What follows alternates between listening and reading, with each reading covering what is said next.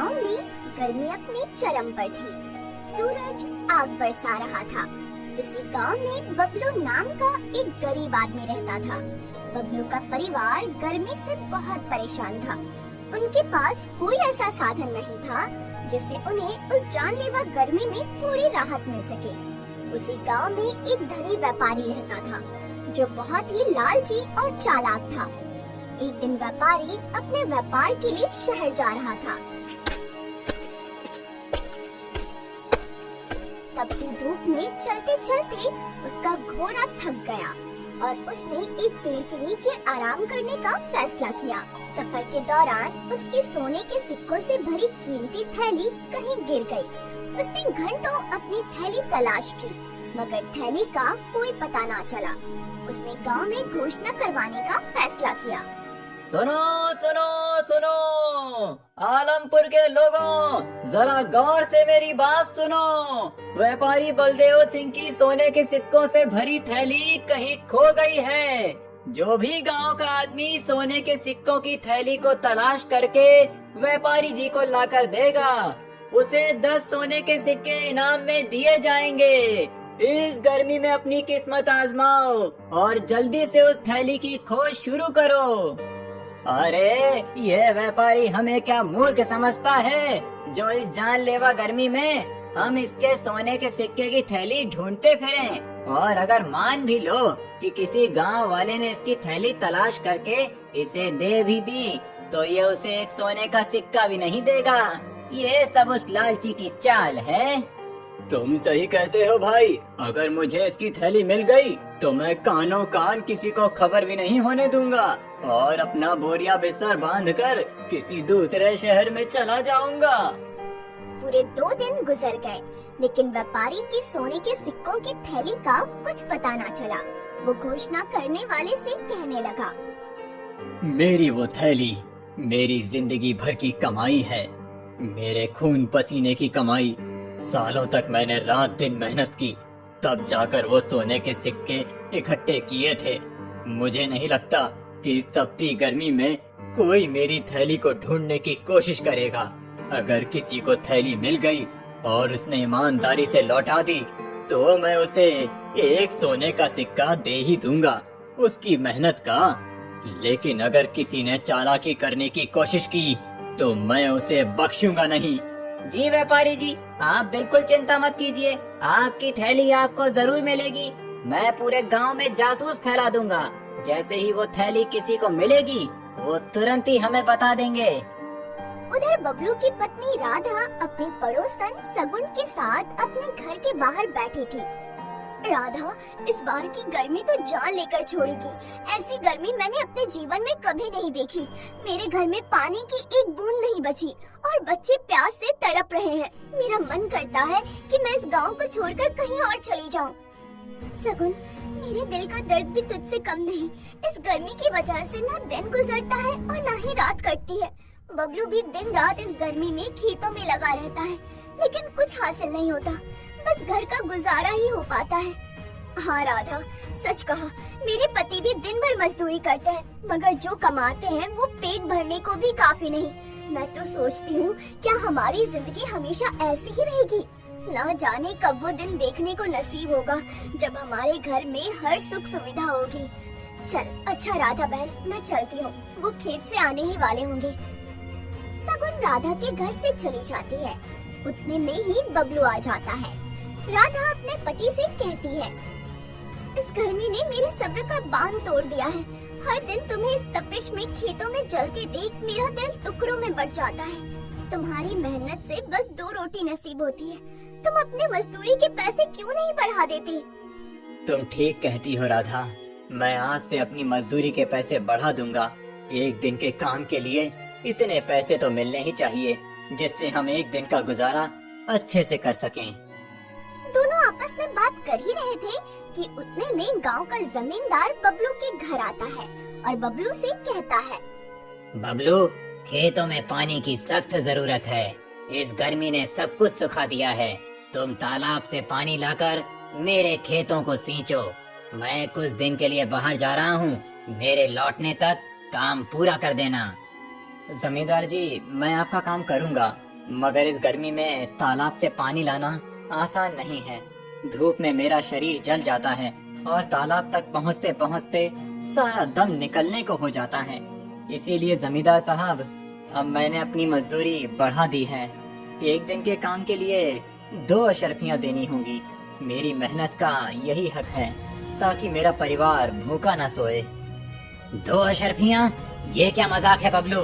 कहीं तू पागल तो नहीं हो गया है या तेरा दिमाग घास चरने गया है जो 1 दिन में डबल मजदूरी कर दी? 1 अशर्फी में गांव के बहुत से लोग काम करने के लिए तैयार हैं। मैं तो तुम्हें मेहनती ईमानदारी समझता था, मगर तुम तो लालची निकले। तुम्हें 2 अशर्फियाँ कोई भी नहीं देने वाला 1 दिन की मजदूरी के। तुम भूखे ही मरोगे। जमींदार ताने मारकर चला जाता है। बबलू उदास होकर राधा से कहता है, राधा, देखा तुमने? इस गर्मी में हमारा पसीना बहाना इनके लिए पानी से भी सस्ता है। जमींदार को मेरी मेहनत की कीमत सुनते ही गुस्सा आ गया।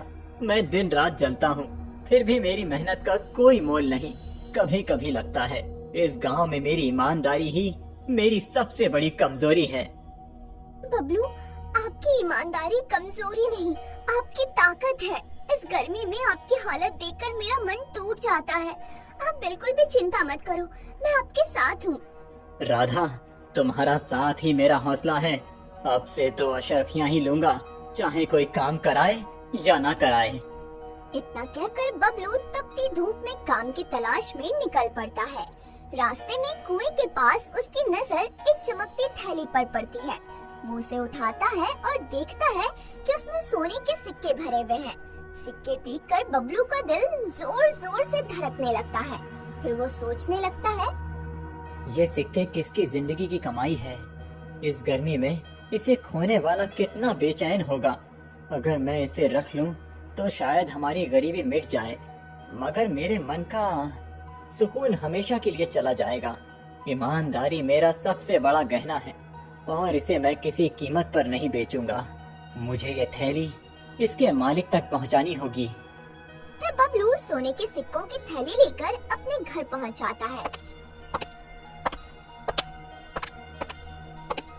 राधा देखती है कि बबलू कुछ परेशान है, तो वो उससे पूछती है, क्या हुआ जी?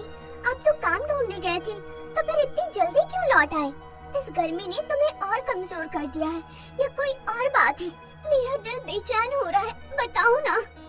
राधा, गर्मी ने नहीं बल्कि मेरे मन ने मुझे बेचैन कर रखा है। रास्ते में मुझे ये सोने के सिक्कों से भरी थैली मिली है। ये किसी की जिंदगी भर की मेहनत की कमाई है। इसे खोने वाला इस तपिश में कितना रोया होगा, ये सोचकर मेरा दिल कांप रहा है। जिस किसी की भी ये थैली है, मैं उसे ये थैली लौटा दूंगा, वरना मेरी आत्मा मुझे कभी माफ नहीं करेगी। ये आप क्या कह रहे हैं जी? पाई हुई चीज भी कोई वापस करता है क्या? अरे ईश्वर ने ये सिक्के हमारी गरीबी को देख कर दिए हैं। ये सोने के सिक्के हमारी जिंदगी बदल देंगे और हमें इस गरीबी से छुटकारा मिल जाएगा। अब और नहीं जीना मुझे ऐसी जिंदगी जहाँ हर चीज को तरसना पड़ता है। लेकिन राधा, हम किसी दूसरे का धन कैसे रख सकते हैं? पता नहीं उस आदमी ने ये सोने के सिक्के किस काम के लिए रखे हों। क्या पता वो अपनी बेटी की शादी का सामान लेने जा रहा हो और ये सिक्के की थैली उसकी जेब से निकलकर गिर गई हो। राधा, कुछ भी हो सकता है, इसीलिए मेरा दिल नहीं मानता कि मैं इन सिक्कों को अपने पास रख लूं। अगर तुम ये थैली उस आदमी को लौटाना चाहते हो तो लौटा दो, लेकिन मेरी एक शर्त है। अगर 7 दिन के अंदर तुम्हें पता चल जाता है कि ये सिक्के किसके हैं, तो तुम उसे लौटा देना। अगर 7 दिन के अंदर पता नहीं चलता है, तो फिर इन सिक्कों पर हमारा अधिकार हो जाएगा। ठीक है राधा, मैं 7 दिन तक इंतजार करूंगा। अगर इन सिक्कों के मालिक का पता चल जाता है तो मैं ये सिक्के उसे लौटा दूंगा। अगर पता नहीं चला तो जैसा तुम चाहो इन सिक्कों का इस्तेमाल कर सकती हो। अपनी पत्नी के कहने पर बबलू 7 दिन तक इंतजार करने लगता है। उधर कोई भी गांव वाला व्यापारी की थैली तलाश करके उसके पास नहीं जाता। इससे व्यापारी बहुत परेशान होता है। फिर वो घोषणा करने वाले को बुलाता है और उससे कहता है, ये क्या तमाशा है? क्या तुमने गांव में ढंग से घोषणा नहीं की? इस गर्मी में मेरी थैली कोई क्यों नहीं लौटाने आया? या किसी ने तलाश करने की कोशिश ही नहीं की? या फिर वो थैली किसी को मिल गई है और वो लौटाना नहीं चाहता है। वो सोने के सिक्कों की थैली मुझे हर हाल में चाहिए। अगर वो थैली नहीं मिली तो मैं बर्बाद हो जाऊंगा। व्यापारी जी, मैंने तो इस तपिश में भी गांव के हर कोने में ढिंडोरा पीट दिया था। मैंने कहा था कि थैली लौटाने वाले को 10 सोने के सिक्के इनाम में मिलेंगे। अब तक तो किसी ना किसी को आ जाना चाहिए था। तुम एक काम करो, इस बार दोबारा घोषणा करो और इस बार आधे सिक्के इनाम में देने की घोषणा कर दो। लेकिन व्यापारी जी, अगर आप आधे सिक्के इनाम में दे दोगे तो आपके पास क्या बचेगा? आपका तो उसमें कोई फायदा नहीं होगा। फायदा होगा। एक बार कोई सिक्के लेकर आए तो सही, मैं उस पर चोरी का इल्जाम लगाकर उसे एक सिक्का भी नहीं दूंगा। व्यापारी जी, आपके शातिर दिमाग की जितनी तारीफ करें उतनी कम है और किसी को कुछ देना भी नहीं पड़ेगा। अब तुम ज्यादा देर मत लगाओ, जल्दी से गांव में घोषणा कर दो कि सिक्के वापस करने वाले को आधे सिक्के मिलेंगे। व्यापारी के कहने पर वो आदमी घोषणा करने निकल पड़ता है। सुनो सुनो सुनो, आलमपुर के लोगों, मेरी बात कान खोलकर सुनो। व्यापारी जी के सोने के सिक्कों की थैली कहीं खो गई है। जो भी थैली को तलाश करके व्यापारी जी को लौटाएगा उसे 10 नहीं बल्कि आधे सोने के सिक्के मिलेंगे। ये मौका बार बार नहीं आता है। इस गर्मी में जल्दी अपनी किस्मत आजमाओ और थैली को ढूंढकर व्यापारी जी को लौटा दो। उसके बाद तुम माला माल हो जाओगे। सुनो सुनो सुनो। घोषणा करने वाले की आवाज बबलू के कानों तक भी पहुंच जाती है। वो जल्दी से अपने घर जाता है और अपनी पत्नी से कहता है, राधा, ये सोने के सिक्कों की थैली हमारे गांव के व्यापारी की है। उसने घोषणा करवाई है कि जो भी गांव वाला उसको थैली वापस करेगा, व्यापारी उसे आधे सोने के सिक्के देगा। झूठ, बिल्कुल झूठ। वो व्यापारी कभी ऐसा नहीं करेगा। वो लालची है। वो अपने आधे सोने के सिक्के भी किसी को दे दे, ये वो कभी नहीं करेगा। ये सब उसकी चाल है। उसने गांव के बहुत से लोगों को धोखा दिया है। तो मैं क्या करूं राधा? ये थैली व्यापारी को नहीं लौटाऊं? अगर व्यापारी को भनक भी पड़ गई तो वो हमसे थैली भी छीन कर ले जाएगा और हमारे साथ बदतमीजी भी अलग से करेगा। इसीलिए भलाई इसी में है कि मैं उसकी थैली लौटा देता हूँ। अब चाहे वो मुझे मेरा इनाम दे या ना दे। ठीक है, जैसा तुम्हें अच्छा लगे वैसा करो। बबलू थैली लेकर व्यापारी के पास पहुंच जाता है। जब व्यापारी बबलू के हाथ में अपने सोने के सिक्कों की थैली देखता है तो उसकी खुशी का कोई ठिकाना नहीं रहता। व्यापारी जी, मेरा नाम बबलू है। ये आपकी सोने के सिक्कों की थैली मुझे कुएं के पास मिली थी। मैं इसे आपको लौटाने आया हूँ। ये लीजिए अपनी अमानत। मैंने तो मान लिया था कि अब मुझे मेरी थैली नहीं मिलेगी और मैं बर्बाद हो जाऊंगा, लेकिन तुमने मेरी थैली लौटाकर मेरा व्यापार बचा लिया। कल मेरे व्यापार का सामान आने वाला है। व्यापारी ये कह ही रहा था कि वो सोचने लगा, अब ये बबलू मुझसे अपना इनाम मांगेगा, लेकिन मैं इसे ऐसा सबक सिखाऊंगा कि ये अपना इनाम मांगना भूल जाएगा। ये सोचकर व्यापारी सोने के सिक्के गिनने लगता है। फिर बबलू से कहता है, इस थैली में 100 सोने के सिक्के थे, लेकिन इसमें तो अब 85 सिक्के मौजूद हैं। मुझे लगता है कि तुमने अपना इनाम पहले ही निकाल लिया। चलो अच्छा किया, वैसे भी मुझे तुम्हारा इनाम तो देना ही था।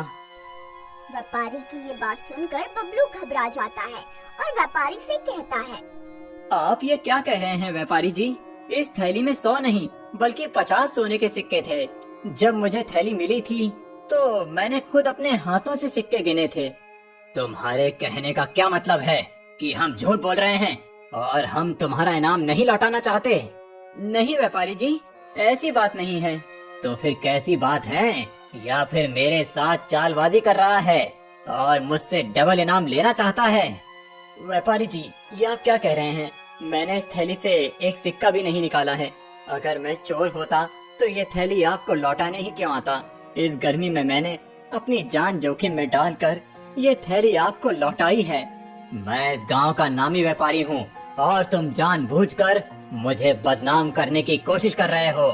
अब मैं तुम्हारी शिकायत राजा से करूंगा। महाराज ही हम दोनों की समस्या का हल कर सकते हैं कि मैं झूठ बोल रहा हूँ या फिर तुम। व्यापारी बबलू को राजा के दरबार में लेकर जाता है और राजा से कहता है, महाराज, मेरी सोने के सिक्कों से भरी थैली खो गई थी। उस थैली में 100 सोने के सिक्के थे। मैंने घोषणा कराई थी कि जो भी तलाश करके थैली लौटाएगा उसे आधे सोने के सिक्के इनाम में दे दिए जाएंगे। बबलू ने वो थैली मुझे लौटा दी, लेकिन जब इसने मुझे वो थैली लौटाई तो उसमें 50 सोने के सिक्के ही थे। और बबलू का कहना है कि जब इसे थैली मिली थी तो इसमें 50 ही सोने के सिक्के थे। मुझे तो लगता है इसने थैली से 50 सिक्के चुरा लिए हैं। अब ये मुझे बदनाम करने की कोशिश कर रहा है। महाराज, आप ही हमारा फैसला कर सकते हो। महाराज, एक बार मेरी बात भी सुन लें। मुझे ये थैली कुएं के पास मिली थी। मैंने इसे ज्यों का त्यों व्यापारी को लौटा दिया। मैंने कभी किसी के साथ धोखा नहीं किया। महाराज, आज मेरी इज्जत दांव पर है। मैं आपसे सिर्फ इतना चाहता हूँ कि सच सामने आए। मैं गरीब हूँ मगर बेईमान नहीं। राजा, जो अपनी समझदारी और न्यायप्रियता के लिए मशहूर था, व्यापारी की चाल को भांप लेता है, मगर बिना सबूत वो फैसला नहीं सुना सकता। वो कहता है, इस मामले में अभी साफ सबूत नहीं है। मैं इसकी पूरी जांच करवाऊंगा। आप दोनों 2 दिन बाद दरबार में दोबारा हाजिर होना। अब तुम दोनों यहाँ से जा सकते हो। 2 दिन बाद राजा दोनों को फिर बुलाता है और उन दोनों से कहता है, व्यापारी, तुमने कहा कि तुम्हारी थैली में 100 सोने के सिक्के थे, तो ये 50 सोने के सिक्कों वाली थैली तुम्हारी कैसे हो सकती है? तुम अपनी 100 सिक्कों वाली थैली को तलाश करो और बबलू, ये 50 सोने के सिक्कों की थैली तुम अपने पास रखो। अगर 2 हफ्ते के अंदर इन सिक्कों का मालिक थैली लेने आता है तो तुम उसे लौटा देना, वरना ये थैली तुम्हारी हो जाएगी। फिर तुम जैसा चाहो इसका इस्तेमाल कर सकते हो। राजा की बात सुनकर व्यापारी गुस्से से तिलमिलाता है, मगर वो कुछ भी नहीं कर सकता। वो अपने जाल में खुद ही फंस गया था, इसलिए वो चुपचाप अपने घर लौट जाता है। व्यापारी के जाने के बाद बबलू से कहता है, बबलू, मैंने पहली ही नजर में व्यापारी का लालच देख लिया था कि वो तुम पर झूठा आरोप लगा रहा है। इसीलिए उस व्यापारी को उसकी करने की सजा मिलनी ही चाहिए थी। अब तुम अपने घर जा सकते हो और अब ये सिक्के तुम्हारे हैं। इन पर किसी का अधिकार नहीं है। महाराज, आप बहुत महान हैं। हम बहुत खुश नसीब हैं जो हमें आपके जैसा न्याय प्रिय राजा मिला। राजा बबलू से खुश होकर उसको ढेर सारा धन देता है। उसके बाद बबलू अपने घर लौट जाता है। फिर वो अपनी पत्नी को सारी बातें बताता है कि किस तरह राजा ने उस लालची और धोखेबाज जमींदार को सबक सिखाया। ये सुनकर राधा बहुत खुश होती है। ये सब तुम्हारी सच्चाई और ईमानदारी का चमत्कार है। मुझे विश्वास ही नहीं हो रहा कि वो सिक्के राजा ने हमें दे दिए हैं और तुम्हारी ईमानदारी से खुश होकर इतना सारा धन भी दे दिया। लेकिन अब मैं चाहती हूँ कि तुम जमींदार के सिक्के वापस कर दो। उसे अपने लालच की सजा मिल चुकी है। वो समझ गया है कि झूठ बोलने का क्या नतीजा होता है। ये उसकी मेहनत की कमाई है, इसलिए उसी के पास जाना चाहिए। किसी का हक मारना हमें शोभा नहीं देता। राधा, तुमने मेरे मन की बात कह दी। चाहे व्यापारी ने मेरे साथ गलत किया, मगर हम उसकी तरह नहीं बन सकते। अगर हम उसकी थैली रख लेंगे तो हमारी ईमानदारी का क्या मोल रह जाएगा। मैं इसे लौटाने जा रहा हूँ। बबलू थैली लेकर व्यापारी के पास पहुँच जाता है। बबलू को देखकर व्यापारी गुस्से से आग बबूला हो जाता है और बबलू से कहता है, अब क्या लेने आया है बबलू? सोने के सिक्के तो मिल ही गए तुझे, अब क्या मेरी जान लेने आया है? मैं आपकी जान नहीं बल्कि आपके सिक्के वापस करने आया हूँ। मैं नहीं चाहता कि मेरी वजह से आपके साथ अन्याय हो। ये लीजिए अपने सोने के सिक्कों की थैली। बबलू, आज तुमने मेरी आंखें खोल दी हैं। मैंने लालच में अंधा होकर तुम पर झूठा इल्जाम लगाया। उस थैली में 100 नहीं बल्कि 50 ही सिक्के थे। मैंने तुम्हारे जैसे भले और सच्चे इंसान को बदनाम करने की कोशिश की। मैं तुम्हारा गुनहगार हूँ बबलू, मुझे माफ कर दो। आज मैंने सीखा कि असली अमीरी ईमानदारी में है। व्यापारी जी, आपको अपनी गलती का एहसास हो गया। मेरे लिए यही सबसे बड़ा इनाम है। इंसान गलतियां करता है, मगर उन्हें सुधारने वाला ही सच्चा इंसान है। बस अब आप किसी और के साथ ऐसा ना करना। बबलू, तुमने सिर्फ मुझे थैली नहीं, एक नया जीवन दिया है। मैं वादा करता हूँ, अब मैं लालच और चालाकी छोड़ दूंगा और हमेशा ईमानदारी से अपना व्यापार चलाऊंगा। व्यापारी को अपनी गलती का एहसास हो जाता है और फिर वो ईमानदारी से अपना व्यापार करने लगता है और बबलू भी अपनी पत्नी राधा के साथ सुख चैन से जीवन बिताने लगता है।